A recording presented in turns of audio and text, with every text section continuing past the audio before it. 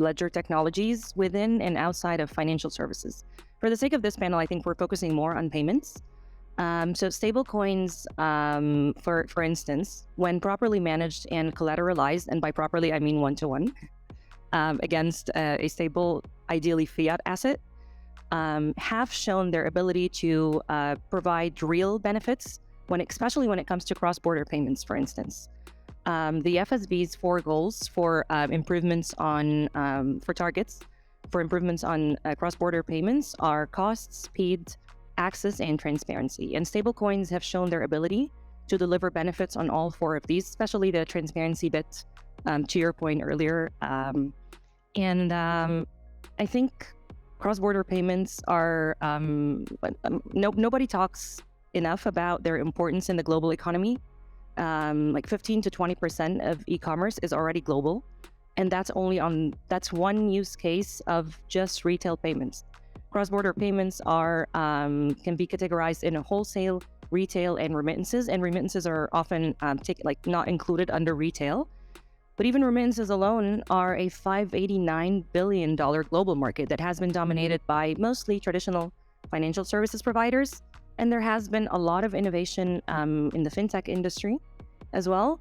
But stablecoins and blockchain in general have been able to improve the speed and cost of many of these transactions, with stablecoins offering the added benefit of stability of value when properly collateralized. What's up, guys? It's another brilliant weekend, and today I have a question for you. Do you think we will see the XRP boom happen this year, or should we wait until the following year? XRP has seriously undergone a lot of pressure from the US government, which made the coin's price drop. But the whole world is now starting to see the worth of this coin and its potential to change the crypto game. As always, welcome to Moneyside, your favorite crypto channel. If you're new here, hit that subscribe button and turn on notifications. That way you get updates when we drop new videos. Don't forget to smash that like button, and you can always leave a comment or a question in the section below. Anything, Bill? So I'm going to look at it from a different perspective, right? I think the biggest problem in the industry as we speak right now, especially from a regulation perspective, is that the government does not understand cryptocurrency, right? You can say this is very obvious currently with the SEC case with XRP right now. They initially labeled it as a security, took it off all the US exchanges, and now they're slowly losing the case. I just think the current framework does not equip any agency to deal with or regulate cryptocurrency. I believe there should be a brand new branch or a new agency which has smart people that are well versed and educated in cryptography and the technology to manage and regulate the industry. The old rules do not apply here. And I'll give you an example, right? Traditionally, stocks, if you say one company is fraudulent or it's a scam, you just delist it from Wall Street and nobody can purchase it. That's not true with cryptocurrency, right? XRP was at this moment, even from a US government perspective, they've said it's a security. All the exchanges have delisted it, but you can purchase it from your peer. You can still purchase it from another exchange. So even if the US government today decides to ban Bitcoin, you still cannot take it out of your country because it's decentralized and you can purchase it from a neighbor or somebody sitting right here, right now. Unfortunately, the regulatory body went after XRP without proper preparation, and it doesn't even help that Gary Gensler is the one in charge of the body. Of course, talking about the SEC, he seems to not know the difference between securities and non-securities when it comes to crypto. The US government will likely lose, and that will happen somewhere within this year. That's why I believe that XRP's bullish trend will likely happen this year. If you haven't stocked up on XRPs, now is the perfect opportunity before this coin begins its bullish trend. That's because of the way this coin has been suppressed. It's more likely that the bullish trend will have so much momentum that it will explode overnight. Justin, he's seen this before. And I was like, no, I don't think so. And the reason is very simple. First off, there's been a pandemic. Usually when you work in the government, I was at CFTC in the Obama years, and I was at SEC at the start of the Biden admin, you normally would do visits to companies or if companies come in. But first off, you can't do visits to companies during a pandemic's teeth. It just doesn't happen. Second, you can't do demos on government computers usually because they're firewalls. Right. No one in government can experiment with, most things. When I was in government, this is a great example. You can't, as a government employee, have Twitter or Facebook or anything other than LinkedIn on your computer. You can't on your government phone even, which is not a big deal for things that are ubiquitous in your life during the nighttime. But for finance, it's very hard to understand how crypto works unless you experiment with it. And this is why, right, the Office of Government Ethics a few months ago saying no one may own crypto and work on crypto policy is a problem. Right. Because if you don't understand how this works, you're going to struggle to regulate it well. Yeah. So, Catherine, you have mentioned on our preparatory calls that you have had conflict. As we've seen so far, the government doesn't appear to know what to do when it comes to crypto. The fact that crypto is decentralized means that the central governments have very little control over this world. And if they do not work hand in hand, crypto could likely be the downfall of these central governments. I mean, think of it for a second. Who will use central banks if there are way too many regulations? It's time for the government to step up their game by introducing new regulations that cover the growing financial markets. Meanwhile, XRP continues to make new partnerships with foreign governments, even central banks. Sooner rather than later, we might witness the first CBDC being launched on the XRP Ledger network. When that happens, it'll be game over for the US dollar and potentially the US government. SEC bringing the case against Ripple was not really just a case about Ripple or about XRP. It's really about the industry and how the SEC is kind of playing offense and attacking the whole industry. 2.5 years ago when this started, I'm not sure everyone fully digested that, and now that is widely understood. This is going to be pivotal for the whole industry because if the SEC is able to prevail, I think there's a lot of other cases, and some of them just in the last 4 weeks, I think they brought 5 additional enforcement cases. The macro headline for me is this is not a healthy way to regulate an industry.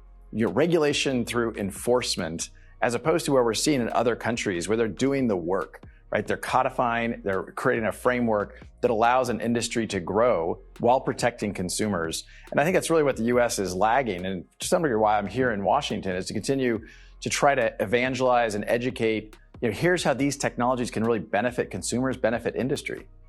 Is what I'm hearing from you essentially, if the US doesn't get its act together and move more quickly, all of this is going offshore. It's just going elsewhere. Well, it already is. I mean, the sad reality is that the US really is already behind. This is not behind countries that we haven't necessarily heard of. This is behind Australia and behind the UK, Japan, Singapore, Switzerland. There's a lot of countries that have taken the time and thoughtfulness to create that clear rules of the road. By contrast, when I first got involved in the tech industry in the late 90s, some were saying the internet should be banned. They were saying, here's how the internet is being used for illicit purposes. But the US government said, no, we're going to create a framework. And that allowed entrepreneurs, that allowed investors to come in and look at the benefits to the United States on a geopolitical basis to have the Amazons and Googles based and headquartered in the United States. We're at, I think, severe risk of having that not happen in this next evolution of technology around blockchain and crypto. It has already started moving outside the United States. And also the consumers are suffering because of that, because you don't have the same protections that the US regulatory frameworks can provide. What would a good framework look like in your view? Well, look, I think what you're seeing right now is the Securities and Exchange Commission. If you're a hammer, everything looks like a nail.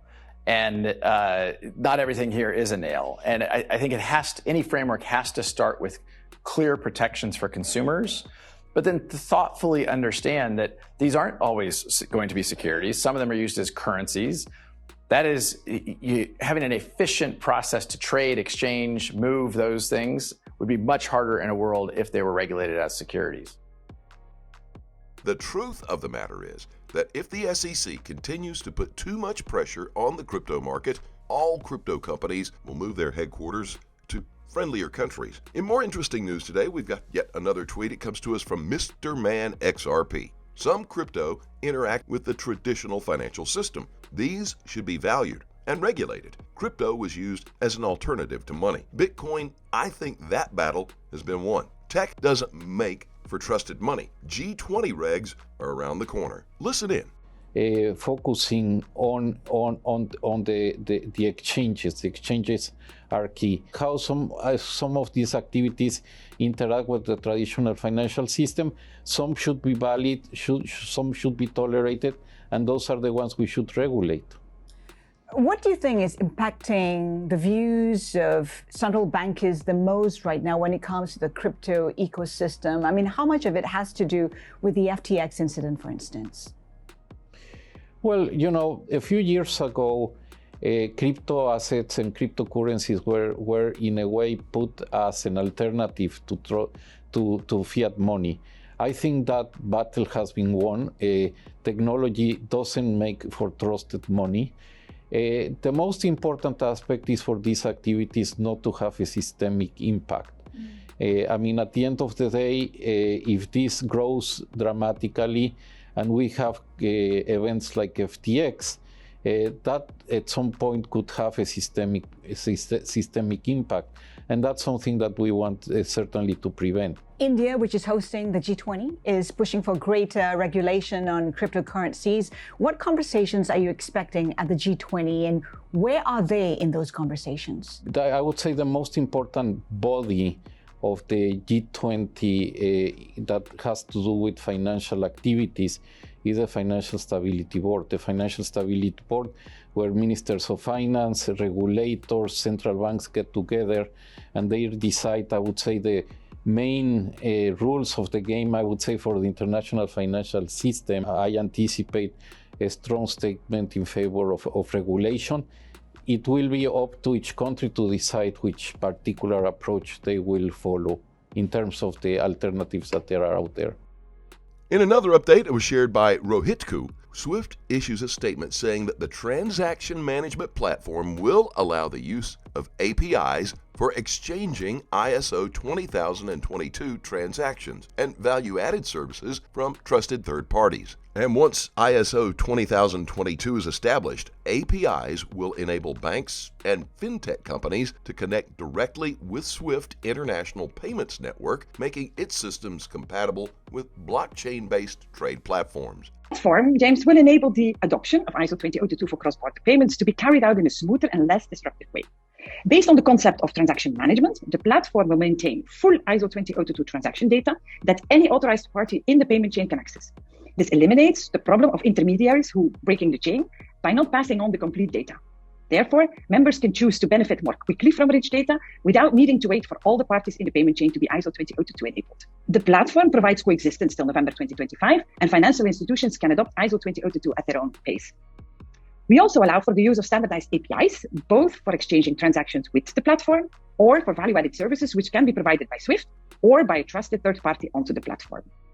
As always, do your own research and always trade safely, guys. Please keep in mind, we're not a licensed financial advisor. All videos on this channel are intended for entertainment purposes only. Let us know what you think in the comment section below, and let's have a conversation. Thank you as always for watching. Don't forget to like this video. Please click on that subscribe button below and turn on notifications so you get informed when we drop new video. We'll look forward to seeing you on the next Money Side.